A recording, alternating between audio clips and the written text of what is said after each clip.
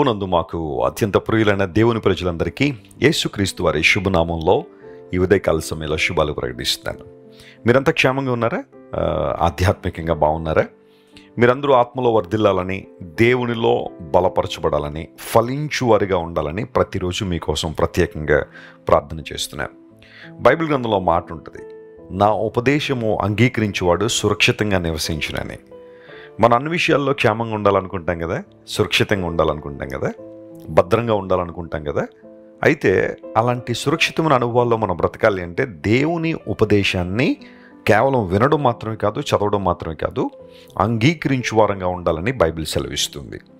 ఎప్పుడైతే దేవుని మాటలు మనం అంగీకరిస్తామో, ఆ మాటలకు మనం చోటిస్తామో, ఆ మాటలు మనకు జీవాన్ని, ఆరోగ్యాన్ని దయచేస్తాయి. ప్రతి ఉదయాన్నే లేచిన తర్వాత కాసేపు ప్రార్థన చేసుకుని దేవుని వాక్యాన్ని పఠించిన తర్వాత ఒక వాగ్దాన సందేశాన్ని బైబిల్లోంచి మనం ధ్యానం చేస్తున్నాం. మీలో చాలామంది మాకు ఉత్తరాలు రాస్తూ లేదా ఈమెయిల్స్ పంపిస్తూ ఈ వాగ్దాన సందేశాల ద్వారా మీరు ఎలా దేవుని పొందుతున్నారో తెలియజేస్తున్నారు. అందును బట్టి నేను దేవునికి మహిమను చెల్లిస్తున్నాను. ఈరోజు వాగ్దానం కోసం కనిపెడుతున్నారు కదా, పరిశుద్ధ గ్రంథం తెరిచి ఇర్మీయా గ్రంథం 15వ అధ్యాయం 20వ వచనాన్ని ఈరోజు వాగ్దాన సందేశంగా మనం విందాం.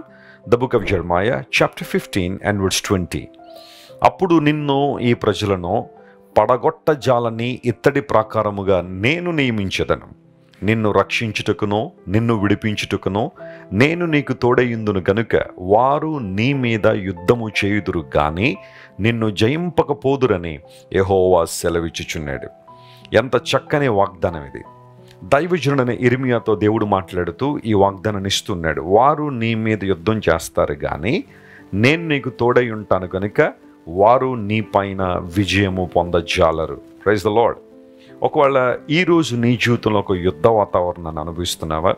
నీ భర్తతో పోరాటం, లేదా నీ భార్యతో పోరాటం, పిల్లలతో పోరాటం. ఒకవేళ ఈ వాగ్దాన సందేశాన్ని వినడానికి ముందు కూడా ఏదో ఒక వాగ్యుద్ధం మీ కుటుంబంలో జరిగిందా? నీ స్నేహితులు కావచ్చు, నీ బంధువులు కావచ్చు, నీ మీద యుద్ధాన్ని ప్రకటించి నువ్వేమి సాధిస్తావో చూస్తాం, నువ్వు ఎక్కడి వరకు వెళ్తావో చూస్తాం, ఈ సమస్యను నువ్వు ఎలా బయటపడతావో చూస్తాం, మా చేతుల్లోంచి ఎవరు నిన్ను కాపాడతారో చూస్తామని సవాల్ చేశారా? అయితే దేవుడు నీతోనే మాట్లాడుతున్నాడు. ఆయన నిన్ను రక్షించడానికి, నిన్ను విడిపించడానికి నీకు తోడై ఉన్నాడు.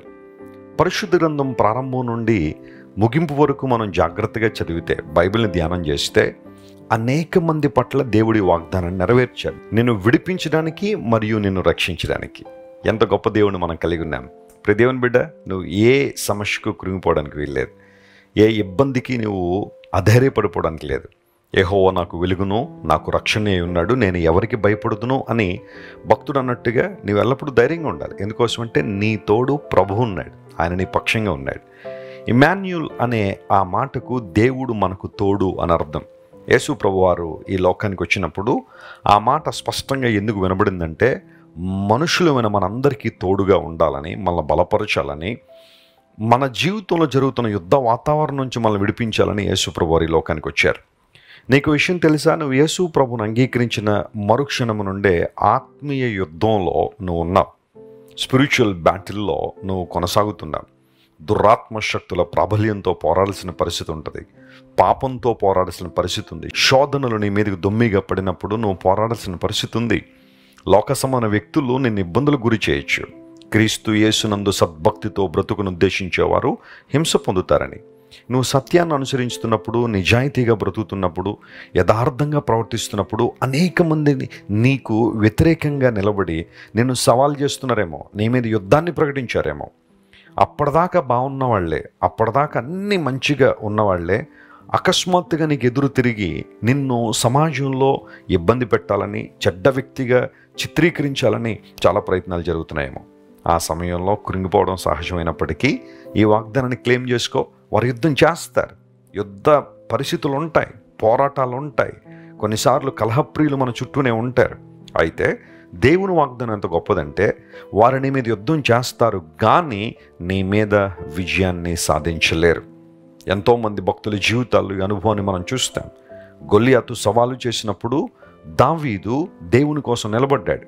గొల్లియాతుకు దావీదుకు అసలు కంపారిజనే లేదు, వారిద్దరికీ పోలికే లేదు. కానీ దావీదు దేవుని పక్షంగా వెళ్ళాడు కనుక, జీవంగల దేవుని నామాన్ని స్మరిస్తూ విశ్వాసంతో దేవుని ప్రేమిస్తూ వెళ్ళాడు కాబట్టి అంత గొప్ప శత్రువును కూడా మట్టి కరిపించగలిగాడు, విజయాన్ని సాధించగలిగాడు.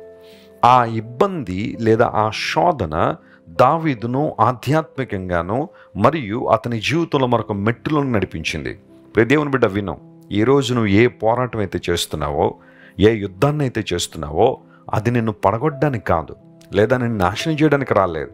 నిన్ను ఆధ్యాత్మిక జీవితంలో మరొక మెట్టులోనికి నడిపించడానికి, నీవు నీ జీవిత యాత్రలో మరొక ఉన్నత స్థానాన్ని చేరుకోవడానికి ఆ సమస్య ఒక మారు రూపంలో వచ్చిన దీవెనగా నువ్వు భావించగలిగితే ఆశ్చర్యకారాలు చూస్తూ అద్భుతాలు జరుగుతాయి. దేవుడు అదే వాగ్దానం చేశాడు. వారు యుద్ధం చేస్తారు నీ మీద, కానీ విజయం మాత్రం నీదే. ప్రభువుని యేసుక్రీస్తు వారు సిలువలో మరణించుట ద్వారా, ఆయన తన రక్తాన్ని మన కోసం ధారపోయడం ద్వారా, మన క్రయధనాన్ని యేసు ప్రభువు చెల్లించడం ద్వారా మన విజయాన్ని సిలువలో ఆయన ఆల్రెడీ ప్రకటించాడు. నువ్వు నేను చేయాల్సింది ఏంటో తెలుసా? ఆ విజయాన్ని స్వీకరించి ఆ విజయ యాత్రలో బ్రతకడమే, అనుదినము జయ జీవితంలో జీవించడమే. దేవునికి మహిమకరంగా మనం ఉంటాం. ఏ ఏరియాలను ఓడిపోతున్నావు, ఏ పరిస్థితుల్లో ప్రతిరోజు ఓటమి పాలవుతున్నావు, వైఫల్యాన్ని మూటగట్టుకుంటున్నావు, యేసయ్య నామాన్ని స్మరించి విశ్వాసంతో ఆయన నమ్ము. నీ స్వబుద్ధిని ఆధారం చేసుకున్నాక దేవుని నమ్ము. అసాధారణమైన అద్భుతాలు ప్రభు నీ జీవితంలో జరిగిస్తాడు. రాజమండ్రి క్రైస్ట్ టిప్ సెంటర్లో ప్రతి ఆదివారం కొన్ని వేల మంది ప్రజలు దేవుని ఆరాధించడానికి వస్తున్నప్పుడు నేను ఆ సందర్భాల్లో కొంతమందితో వ్యక్తిగతంగా ఇంటరాక్ట్ అవుతూ ఉంటే వాళ్ళు చెప్పే సాక్ష్యాలు చాలా చాలా గొప్పగా ఉంటాయి. ఒకప్పుడు ఏదో ఒక విషయంలో బందీలుగా ఉన్నవారు, ఏదో ఒక విషయంలో ఓడిపోయిన వారు యేసుక్రీస్తు ప్రభువును అంగీకరించి దేవుని వాక్య సంబంధం ఉద్యమంలో కొనసాగుతున్నప్పుడు, విశ్వాసంలో కొనసాగుతున్నప్పుడు దేవుడు వారికి ఎలాంటి విజయాన్ని ఇచ్చాడో, ఎలాంటి అద్భుతాలు వారి జీవితంలో జరిగే వారు వివరిస్తున్నప్పుడు నేను చాలా ప్రభువును స్తుతిస్తాను. Let me tell you my friends, today is your day of victory. ఈరోజు నీ రోజు, నీవు విజయం సాధించే రోజు. ఏ విషయానికి కృంగిపోవద్దు, ఏ సమస్యకు నువ్వు బెదిరిపోవాల్సిన అవసరం లేదు. విశ్వాసానికి కర్త, దాన్ని కొనసాగించి దేవుని వైపు చూడు. అసాధారణమైన అద్భుతాలు జరుగుతాయి. నిన్ను రక్షించడానికి, నిన్ను విడిపించడానికి నీ దేవుడు నీకు తోడై ఉన్నాడు. Praise the lord. కన్ను మూసుకొని ప్రార్థన చేసుకుందాం.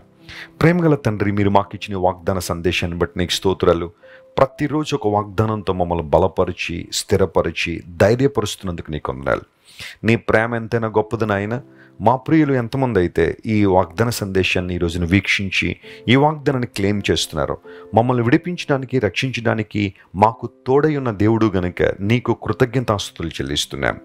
ఆపదలో ఉన్న వారిని కాపాడండి ప్రభువా. రోగాలతో సతమతమవుతున్న వారిని స్వస్థపరచండి. అప్పుల ఊబిలో కురిగిపోయి రుణ భారంతో నలిగిపోతున్న వారిని లేవనెత్తండి. సమస్త విధములైన దీవెనలు, ఆశీర్వాదాలు ప్రతి ఒక్కరి మీద కురుమరించమని కోరుకుంటూ మా ప్రభును రక్షకుడైన యేసుక్రీస్తు ప్రభువారి ఉన్నతమైన నామం పేరట అడిగి వేడుకొనిచున్నాము తండ్రి. Amen, amen. God bless you dear friends. Have a wonderful day. Christ worship centre ఓ బలమైన సంఘ ఉద్యమం. కొన్ని సంవత్సరాల క్రితం కేవలం ఇద్దరితో ప్రారంభించబడిన పరిచర్య నేడు ప్రపంచవ్యాప్తంగా లక్షలాది మందిని ప్రభావితం చేయుచున్నది. రాజమండ్రి, సికింద్రాబాద్, బెంగళూరు, చెన్నై, నెల్లూరు, దుబాయ్, బెహ్రైన్, కరీంనగర్, విశాఖపట్నం, గద్వాల్, కొవ్వూరు, మలకపల్లి, శ్రీలంక, భూటాన్, అడ్డతీగల, పాలమూరు, ఒంగోలు, బళ్ళారి, కోరుకొండ, పోతవరం, నల్లజర్ల, వెంకటరామయ్యగూడెం, మచిలీపట్నం, ఇందిరానగర్లతో పాటు అనేక గ్రామాల్లో క్రైస్ట్ వర్షిప్ సెంటర్ ఆరాధనలు జరుగుచున్నవి. వాక్య సంబంధమైన ఉద్యమంలో, పరిశుద్ధాత్మ సంరక్షణలో కొనసాగాలనుకునే ప్రతి ఒక్కరికి మా ప్రేమపూర్వక ఆహ్వానాన్ని అందిస్తున్నాము. రండి, ఆత్మతో సత్యముతో ప్రభువైన యేసుక్రీస్తును ఆరాధిద్దాం. మీరు ఇంతవరకు విన్న దైవ సందేశం మరియు దేవుని సేవకులు చేసిన ప్రార్థన మీకు ఆశీర్వాదకరముగా ఉన్నదని విశ్వసించుచున్నాము. ఈ సందేశాన్ని మీ స్నేహితులకు, బంధువులకు షేర్ చేయండి. మీకు ఏదైనా ప్రార్థన అవసరత ఉన్నచో మా ఫోన్ నంబర్లకు కాల్ చేయండి. దేవుడు మిమ్మల్ని ప్రేరేపిస్తే విశ్వాసంతో సాగుచున్న ఈ పరిచర్యను ప్రోత్సహించండి.